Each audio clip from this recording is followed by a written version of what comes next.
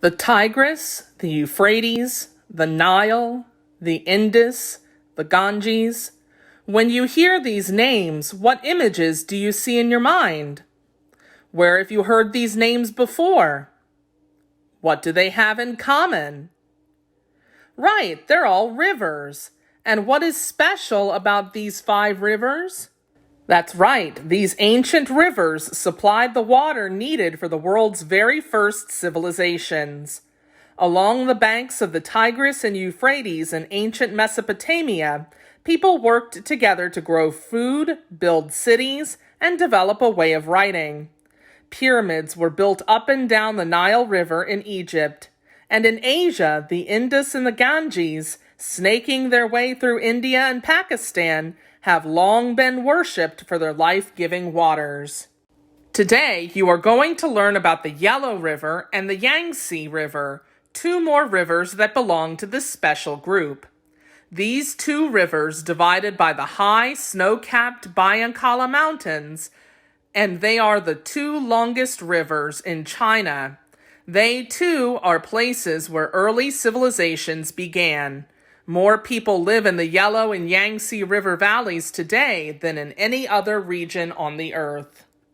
High up in the mountains where the Yellow River begins, its waters are very clear, but as it travels its long route through the high plateaus or high, wide, flat ground of the Yangtze Mountains, its color changes. Look at the picture and see if you can guess what makes the water turn yellow. Rain and wind wash the silt, a fine mixture of soil, sand, and clay, from the mountains into the river, making it a muddy yellow.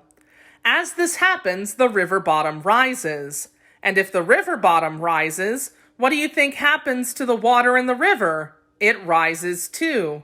And then what happens?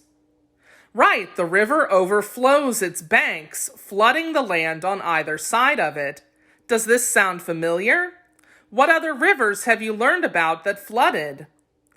Is this flooding good or bad?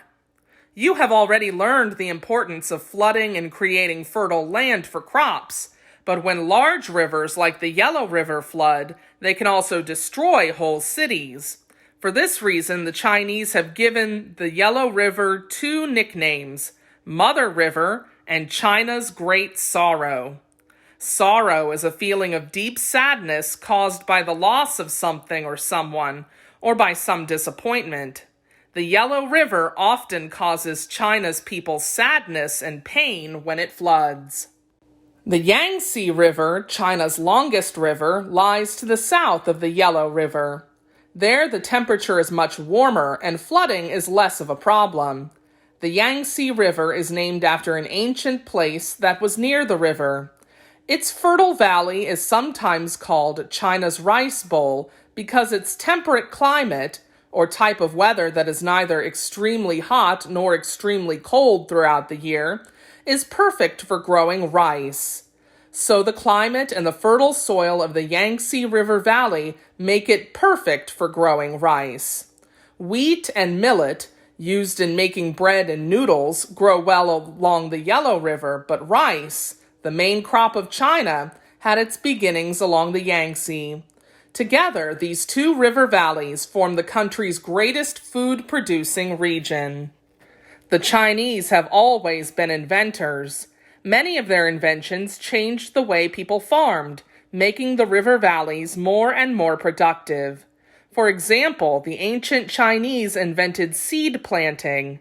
Instead of scattering seeds on top of the earth, they developed seed drills used for planting seeds in ordered rows. They invented iron plows and harnesses so that horses or oxen could easily pull the plows. And to get water from low ground to the crops planted on higher ground, the Chinese invented a pump to irrigate the fields. These inventions are still used today.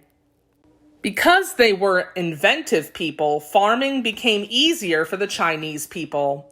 More and more nomadic people, or people who have no set home and moved often to find food, began to settle permanently along the banks of the 2 great rivers where food was abundant. Then the same thing happened in China that happened in Mesopotamia, Egypt, and India. cities emerged. Many separate cities and areas sprang up along the banks of the rivers, each led by a powerful king. The kings ruled over the people, much like the pharaohs of ancient Egypt. The people built walls, houses, and temples. They made tools and weapons of wood, stone, bronze, and iron. They also built boats. And with the invention of copper coins, they began to trade with one another up and down both rivers. As they traded and farmed, the Chinese continued inventing new tools and systems. One of these was writing, which you will soon learn about, an important trademark of any civilization.